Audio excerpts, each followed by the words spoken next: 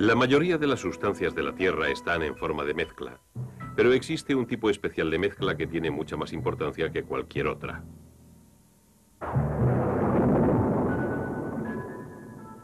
Química, disoluciones, iónica y molecular.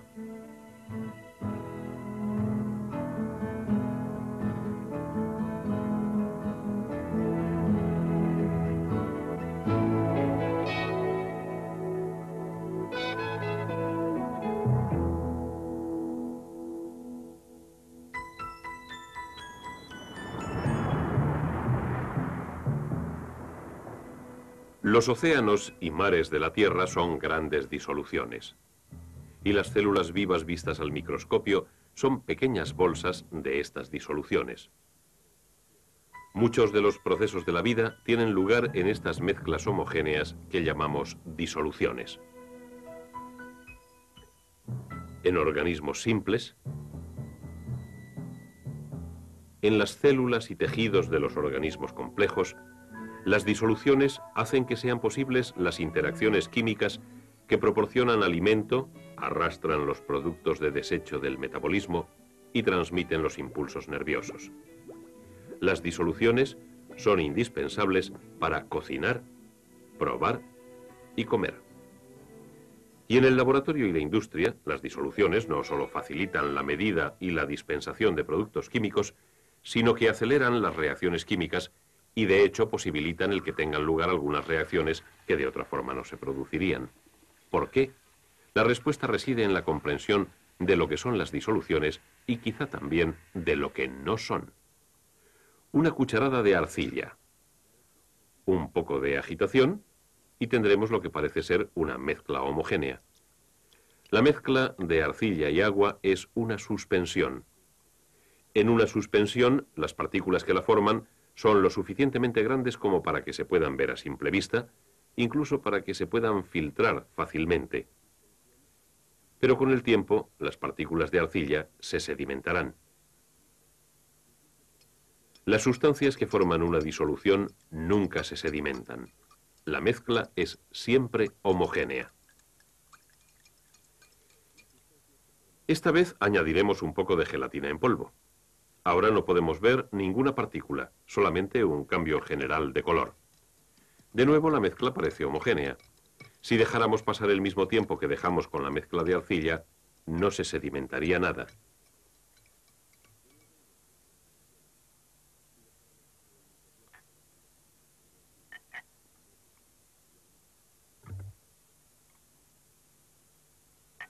Por supuesto, la gelatina podría sedimentar.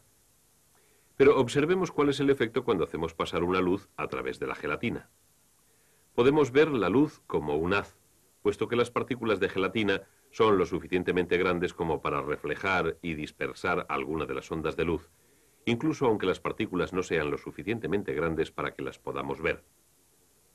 Esas partículas de gelatina son la causa del efecto Tyndall, pero esto nunca ocurre en una solución. En una solución no se dispersa un haz de luz. La mezcla de gelatina y agua es un coloide. Pero si cogemos de nuevo un vaso de agua y esta vez ponemos una cucharada de sal común y la mezclamos, obtendremos una mezcla homogénea de sustancias de tamaño molecular o inferior. Esta es una disolución de un sólido en un líquido.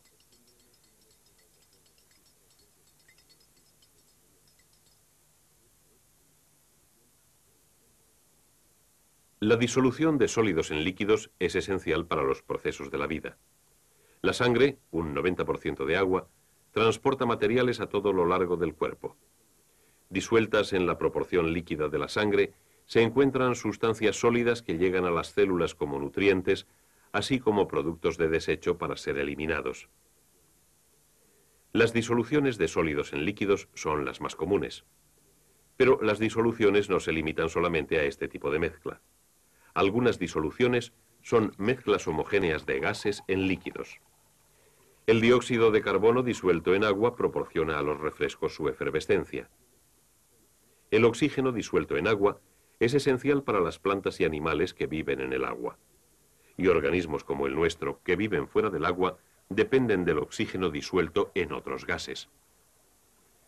Esta mezcla que llamamos aire es una disolución de gases en gases. Las aleaciones comienzan su existencia como disoluciones de líquidos en líquidos.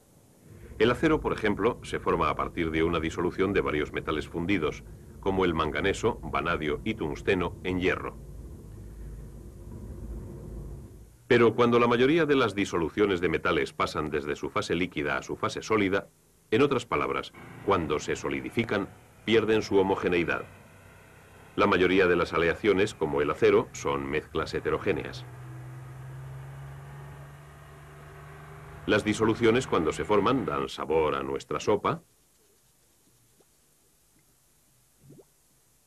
y continúan nuestro proceso de vida. Pero ¿qué ocurre exactamente cuando se forma una disolución?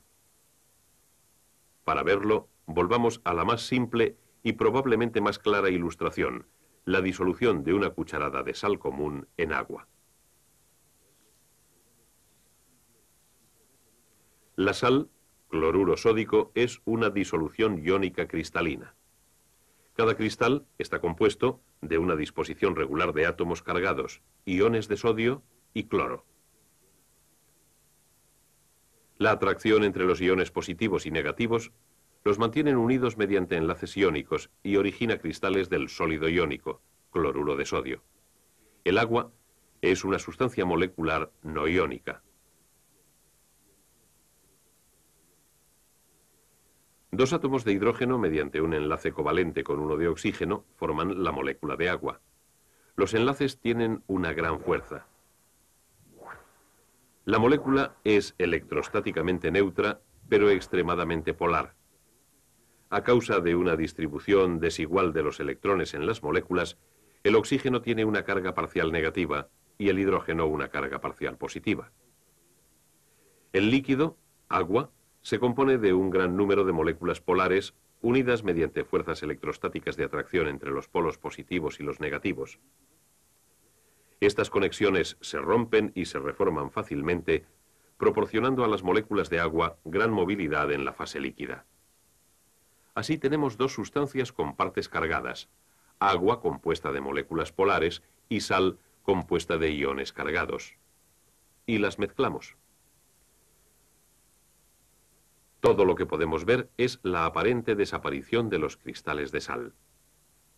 Cuando la sal se introduce en el agua, los iones negativos del cloro atraen a la parte positiva de las moléculas de agua, superando la fuerte atracción de los iones sodio de carga opuesta y arrastrando al ion negativo del cloro fuera del cristal.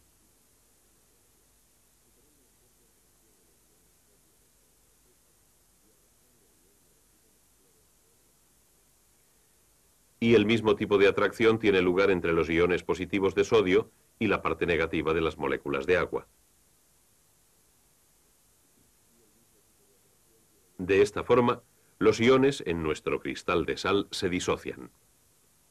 Con el tiempo, si la sal se disuelve completamente, cada ion se rodea por un número determinado de moléculas. Esto se denomina hidratación.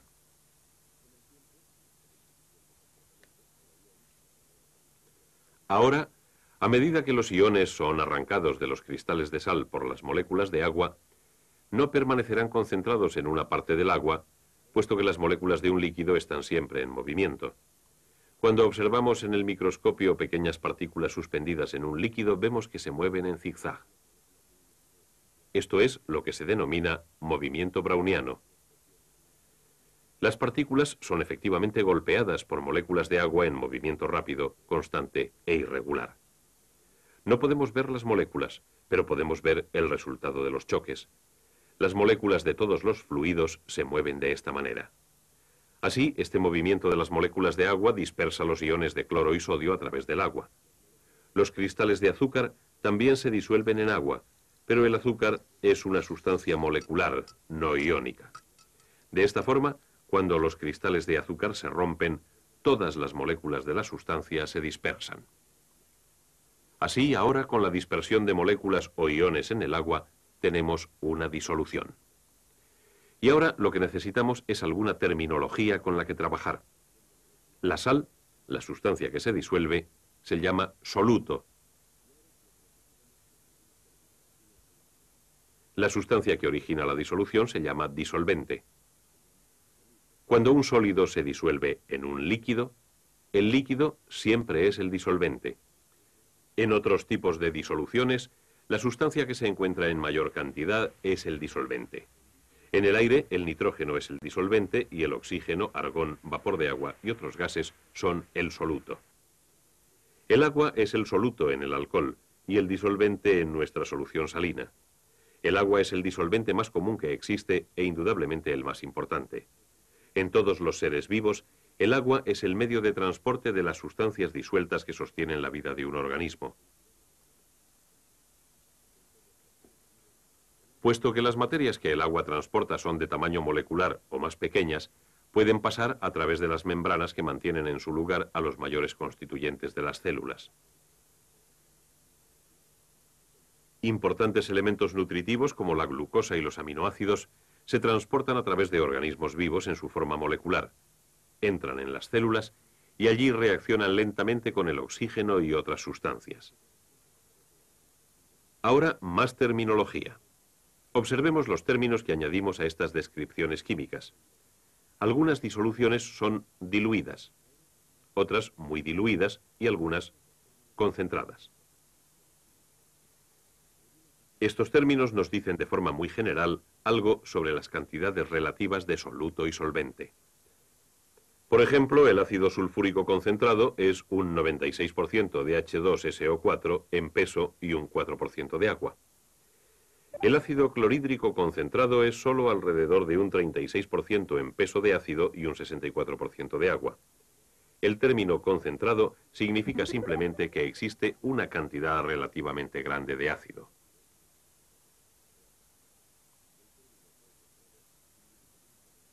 Diluido significa generalmente que existe menos cantidad de soluto que en una disolución concentrada. Una disolución muy diluida es casi disolvente puro, con solamente una cantidad muy pequeña de soluto. Una forma de hablar sobre la concentración de una disolución de una manera más precisa es utilizando el concepto de molaridad. Por definición, un mol de cualquier sustancia contiene el mismo número de unidades de dicha sustancia, 6,02 por 10 elevado a 23. En un mol de carbono, el número de átomos es 6,02 por 10 elevado a 23. En un mol de dióxido de carbono, el número de moléculas es 6,02 por 10 elevado a 23. Un mol de cloruro sódico contiene 6,02 por 10 elevado a 23 iones de sodio y el mismo número de iones de cloro. La concentración molar puede utilizarse como una base para la comparación de disoluciones. La concentración molar de una disolución es los moles de soluto por litro de disolución. Cuanto mayor es la molaridad, más concentrada es la disolución y más partículas hay por unidad de volumen. Cuanto más reactivas son las partículas de soluto, más reacciones individuales pueden ocurrir. Son estas partículas de soluto las que también afectan las propiedades del disolvente. Por ejemplo, el agua se congela a 0 grados centígrados. A medida que las moléculas de agua pierden energía, se ordenan en una estructura cristalina, hielo. Pero las partículas que forman una disolución interfieren con este proceso de cristalización. El efecto es que la disolución se congela a temperatura inferior a la que lo hace el disolvente. Un soluto sólido, como la sal, tiene el efecto opuesto en el punto de ebullición de un disolvente. Esta agua pura y esta disolución salina están ambas a la misma temperatura. Sin embargo, el agua está hirviendo, pero la disolución no. El punto de ebullición de la disolución se ha elevado.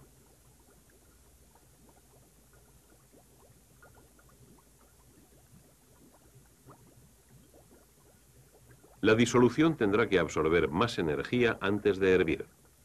Así, observamos que la adición de un soluto a un disolvente cambia las propiedades de este. ¿Se puede añadir soluto de forma indefinida? Hasta ahora, toda la sal que hemos añadido al agua en el vaso se ha disuelto. Pero a medida que la sal se disuelve, algunos iones de sodio y cloro salen de la misma, recristalizándose. Puesto que la proporción de los iones que se disuelven es mayor que la proporción de los que se recristalizan, sigue aumentando la concentración de la disolución salina.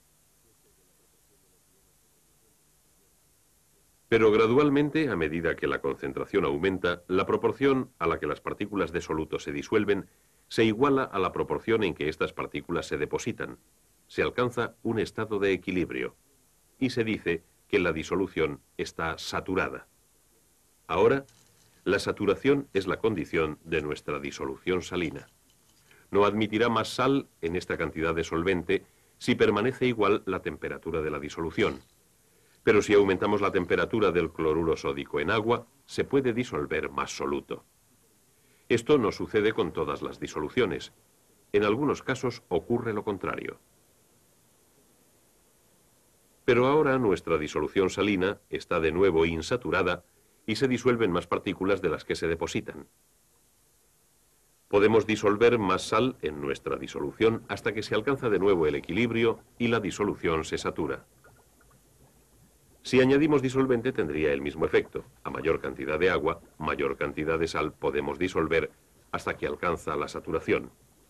Pero bajo ciertas circunstancias es posible ir más allá de la saturación. Esta es la condición de esta disolución de tiosulfato de sodio. Está sobresaturada. Hay más partículas de soluto en la disolución de lo que ésta puede soportar sin perder la estabilidad. Pero las partículas no son capaces de formar la estructura cristalina que tienen en estado sólido.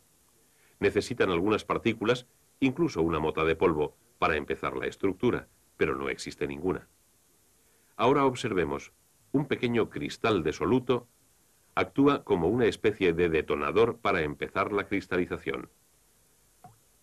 Ahora el exceso de soluto puede cristalizar y la disolución volver a un estado de equilibrio. Esta no es la forma en que generalmente precipita el soluto en las disoluciones. Si solamente reducimos la cantidad de agua de nuestra disolución salina, dejándola que se evapore, la disolución cada vez puede admitir menos soluto hasta que finalmente se satura.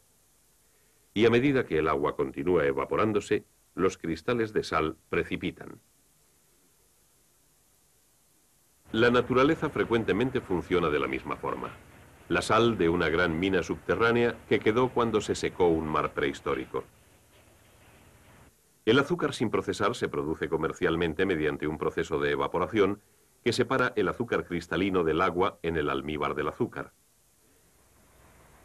Desafortunadamente, lo que la naturaleza no hace es que todas las sustancias sean fácilmente solubles en agua.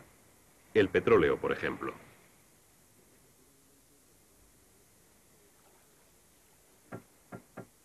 El petróleo apenas si se disuelve en agua.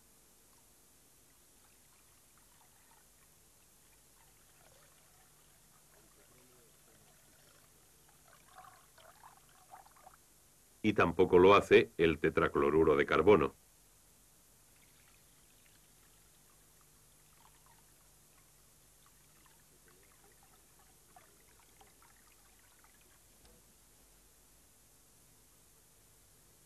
Y sin embargo, el petróleo se disuelve fácilmente en el tetracloruro.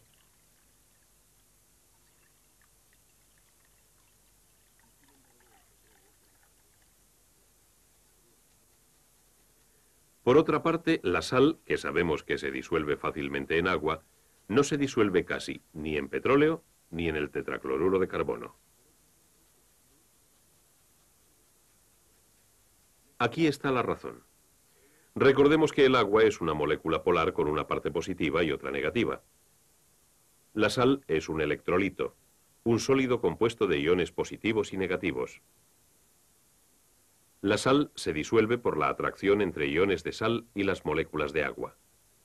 La sal realmente separa las moléculas de agua, mientras que el agua separa la sal.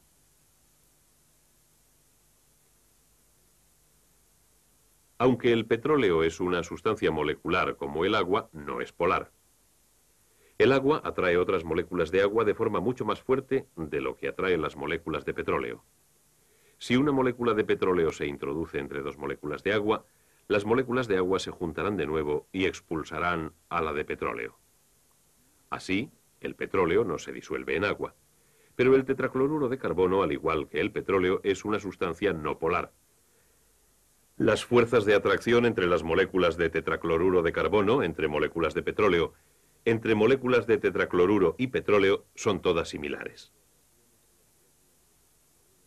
De esta forma, las moléculas de ambas sustancias tienden a deslizarse unas entre otras hasta que se llega a una distribución homogénea y al azar y se forma una disolución.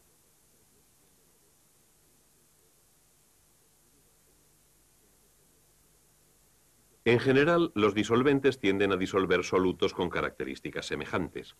Así, los solutos no polares se disuelven en disolventes no polares. Los solutos polares e iónicos se disuelven en disolventes polares. Y generalmente esta combinación es la que tiene más importancia para nosotros, especialmente cuando implica a solutos iónicos, porque los iones pueden transportar cargas eléctricas a través de una disolución. El proceso de la vida depende del flujo de estas cargas eléctricas a través de todas las partes de nuestro cuerpo por el gran medio de transporte que es el agua.